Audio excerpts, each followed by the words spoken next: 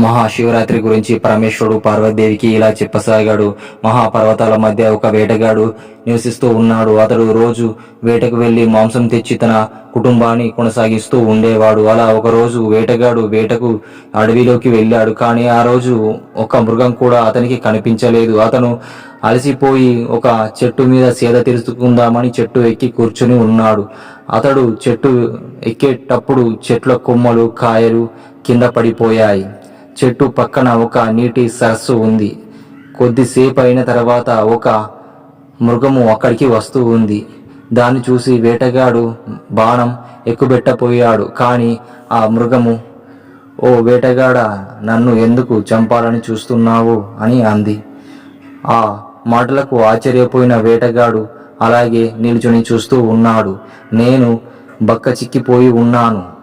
నన్ను చంపిన నీ కుటుంబానికి ఆహారం సరిపోదు. నేను పొద్దున్నే వస్తాను, మళ్ళీ తిరిగి వస్తాను, అప్పుడు చంపుదువు గాని" అని చెప్తుంది. అలాగే అంటాడు వేటగాడు. అలా మళ్ళీ కొద్దిసేపు చెట్టెక్కి కూర్చొని చూస్తూ ఉంటాడు. కొద్దిసేపు అయిన తర్వాత మళ్ళీ మృగం ఆడికి వస్తూ ఉంది. దాన్ని చంపడానికి వేటగాడు మళ్ళీ బాణం ఎక్కు పెడతాడు. ఆ బాణం ఎక్కిపెట్టిన వేటగాడితో ఆ మృగం ఇలా మాట్లాడుతుంది. "వేటగాడ, నన్ను ఎందుకు చంపాలనుకుంటున్నావు?" అని అంటుంది. "నా కుటుంబానికి ఆహారం కావాలని" వేటగాడు అంటాడు.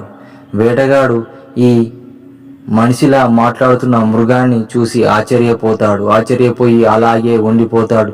"నేను పొద్దున్నే మా ఇంటి దగ్గర ఉన్న వారందరికీ బంధుమిత్రులకు చెప్పి వస్తాను, అప్పుడు నన్ను చంపుదువు గాని" అని ఆ మృగము వెళ్ళిపోతుంది.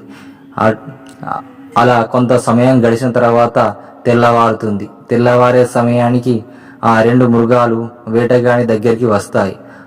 వాటి ఉండడం వల్ల వాటిని వేటగాడు, "మీ ధర్మానికి, మీరు మీ మాటకు కట్టుబడిన విధానానికి నేనెంతో ఆశ్చర్యపడుతున్నాను. నేను ఈ రోజు నుంచి వేట చెయ్యను అని నిశ్చయించుకున్నాను" అని అంటాడు.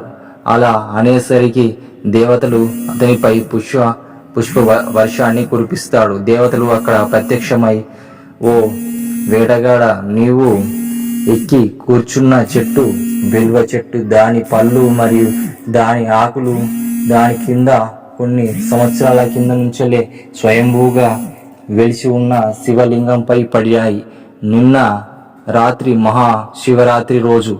ఆ రోజు నువ్వు ఆహారం తినకుండా చెట్టు మీద అలాగే నిరీక్షిస్తూ ఉన్నావు. కాబట్టి నీవు శివుడు ఆ చెట్టుపై ఎక్కినప్పుడు ఆ చెట్లు ఆకులు పళ్ళు ఆ శివలింగంపై పడ్డాయి.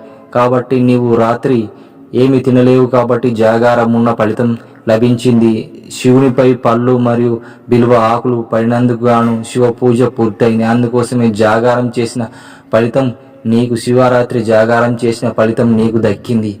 అందుకే ఈ రోజు నుండి నువ్వు మృగశిర